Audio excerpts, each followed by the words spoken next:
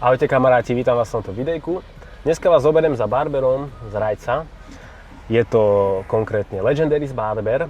Tí, ktorí ho poznáte, určite viete, na čo je zameraný, čo ho baví, aká je jeho know-how. A tí, ktorí ho nepoznáte, tak je to veľmi šikovný barber, ktorý je zameraný na hair tattoo. Pardon, ja trošku ešte rozmýšľam. Na hair tattoo. A ideme dneska za ním, necháme sa ostrihať. Ale nedáme si hair tattoo, lebo ja mám trošku dlhšie vlasy, priateľka by mi to nedovolila. Ale ideme za ním konkrétne pre fen, lebo sme mali akciu v Banskej Bystrici a bolo tam niekoľko hostí a Legendaries bol jeden z nich a zobral mi nechťac fen, takže povedal som si, že spojím dve v jednom, dáme si kávičku dva v jednom. Takže ideme sa nechať ostrihať, zoberieme fen, vyspovedáme Legendariesa, ukážem vám ako striha, kde pôsobí, môžete si z tohto celého zobrať motiváciu a možno aj nejaký skills, takže poďte so mnou. Takže nachádzam sa už v Rajci. Za 15 minút mám termín a ukážem vám, že mám malý darček pre Legendariesa.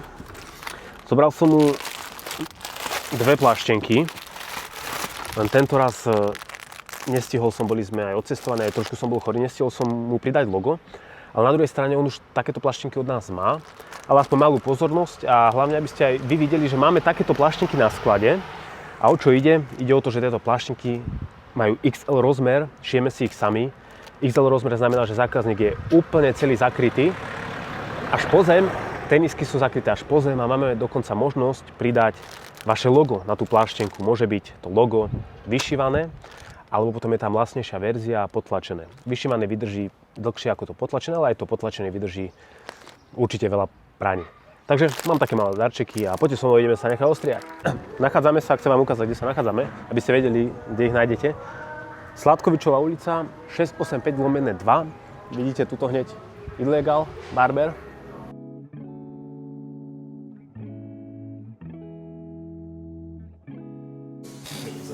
Čo môj?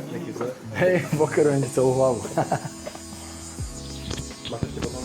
Čo môj? Máš ešte potom. Hej, jasné, ešte robím. Robím. Prečo môj? Nesol si niečo? Nie, len to. Dobre. Neškrtím ťa? Nie, super. Dobre. Pláštenka od teba, ušitá. Super. Akorát... Ja som ti donesol dve, Hej, ale nestiel som logo, tak Áno. aspoň keď budete farbiť alebo niečo. No jasné, ďakujem pekne. Ja, díky. Super. Dobre, tak ako sme sa bavili, hej, taký taperik a do toho. Túto kontúrky ti môžem spraviť? Môžeš, jasné. Taký taper. OK, jasné. Super. Ideme na to. Ako inak? Tedy ste ešte tuto tak prerábali, že? Hej, vieš čo, vtedy sme to tu ešte prerábali, presne tak. Ale už tu máme, dá sa povedať, že úplne všetko na kompletku spravené a fakt už len také detailiky, vieš? Sa páči tento dizajn, ten betón a Hej. drevo. Hej, ďakujeme. Vieš čo, predtým sme mali barbershop tuto v centre, na námestí priamo. Ten bol taký zariadený do čiernych farieb v kombinácii s drevom. To bolo za mňa také útulnejšie, ale tu to lepšie človek vidí, vieš, lebo tam strašne tá farba zanikala. Áno. Na tomto sa to aj odrazí. Presne tak. Ako inak ten malý chlapec? No vieš čo, To tam úplne... bol celý deň s tebou, čo tomu Kamo, chodí? úplne celý deň, no.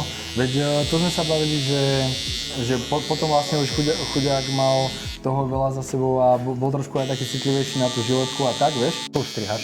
Áno. Ako si začal? Vieš čo, striham tento rok, na konci tohto roka to bude 8 rokov.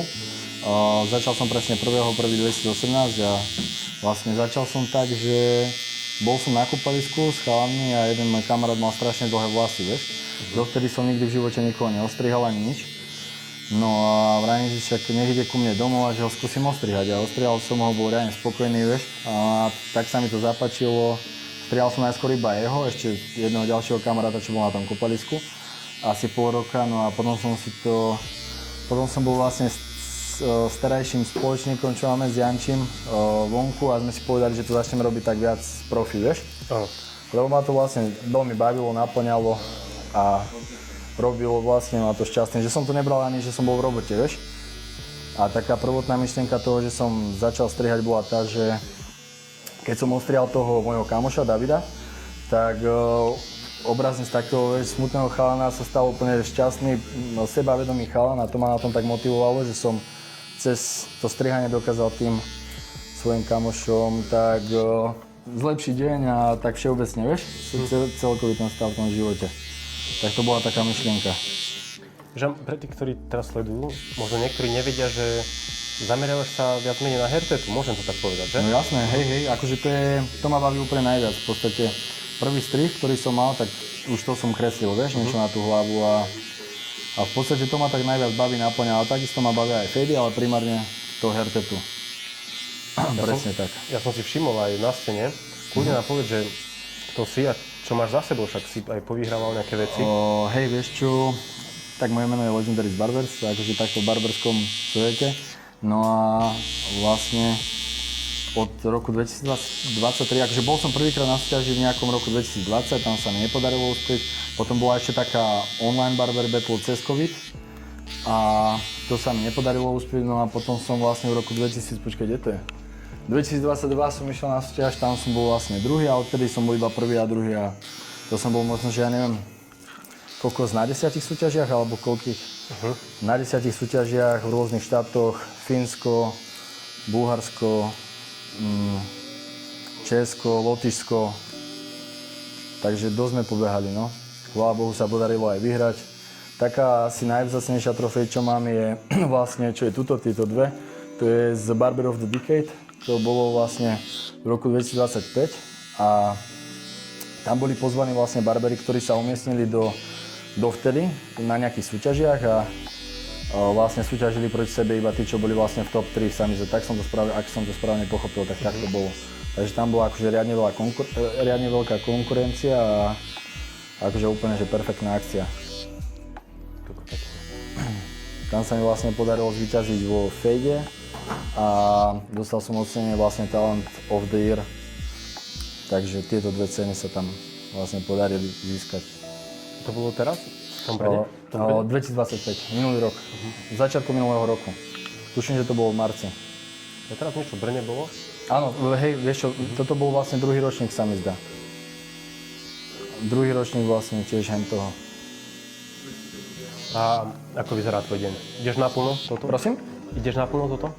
Ako vyzerá tvoj deň? Ja aj môj deň? Vieš čo, hej, idem úplne naplno strihanie. No, vyzerá tak, keď som behal po súťažiach, tak som strihal v podstate od 4 rána, každý deň, asi rok v kuse. Možno, že do nejakej, no do podvečera. No a to už bolo také, že som nemal žiadny sociálny život ani nič, vieš, tak som to dal na 6 a to už je v pohode. Zacvičiť, vieš. Pozerám, že si nabitý. Ale ja som vlastne dlho aj zápasil, box, thai box, MMA. Teraz už iba chodím do fitka a striham a venujem sa rodine vlastne. To sú také moje... Ahojte. Nazdar. To tak tvorí môj deň, vieš? Spraviť? Alebo to nemusíš, lebo nemusím. ja mám strašne... Si citlivý na to, hej? OK. Ja sa poškrabem a už... Fakt? Máš takúto žilku, by som nepovedal. No takže tak vlastne, teraz striham v podstate od 6 rána plus minus do takej 5, každý deň a s tým, že si idem o 1 zacvičiť. To je môj presný štandardný deň v týždni. Od pondelka do piatku cez víkendy. Cez víkendy mávam voľno vždycky, alebo školím, vieš. A po väčšine si dávam voľno a tie školenia, keď idem robiť, tak sa snažím smerovať už na týždeň, lebo mám toho v tom týždni veľa, vieš, a ten víkend si chcem nehať tak na oddych a tak. Takže Môžem, hej, podariť? Jasne. Môžu ti normálne napísať na Instagrame ľudia? Prosím? Alebo ako by sa k tebe dostali ľudia? Ľudia sa ku mne dostanú vlastne poväčšine už tak, že samozrejme akože cez Instagram, pretože rezervačný systém už nemám vôbec. A potom vlastne ešte veľa takto, že keď, ja neviem, striham nejakých chalanov a povedia mi, že majú nejakého dobrého kamoša, ktorý by chcel sem ísť, tak to vlastne cez dohodenie, vieš. Mal som také obdobie, že som nebral asi 2 roky úplne, že nikoho vôbec nového, ale za mňa to nie je vôbec dobré, pretože si odlákaš alebo odmietneš veľa dobrých kontaktov a nových ľudí, vieš, ktorých môžeš spoznať a môžete byť potom v budúcnosti kamoši a tak ďalej. A v podstate nebolo to dobré ani na to, pretože človek potom tak vyhorí, lebo stále strieľa tých istých ľudí dookola a niekedy ti chýba, že niekoho nového ostriháš a máš tam ten wow efekt, vieš čo myslím? Takže tak. Vidím, že ste tu. Áno. Že ste viacerí. Hej, áno, vieš čo, vlastne tento barbershop sa volá Illegal Barbers, alebo Illegal Barbershop, strihame tu 4.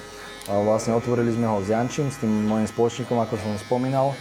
No a chalani tu strihajú s nami, v podstate všetko sme kamaráti, ktorí sa poznáme z detstva, vieš, takže máme takú pohodu riadnu. Ste spolu začínali nejako? Myslíš tak, že akože strihať? Nie.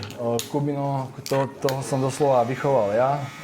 Ten chodil ku nám sa strihávať a vždycky si ho tak za kávovár, vieš, sem tam urobil kávu a vrajím, že starý, však by som ťa naučil kľudne aj strihať.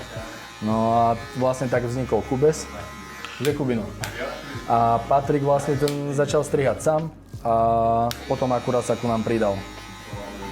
A Janč tu teraz není, ale určite príde. Ja. Takže tak. A vy ste koľkati v barbershope?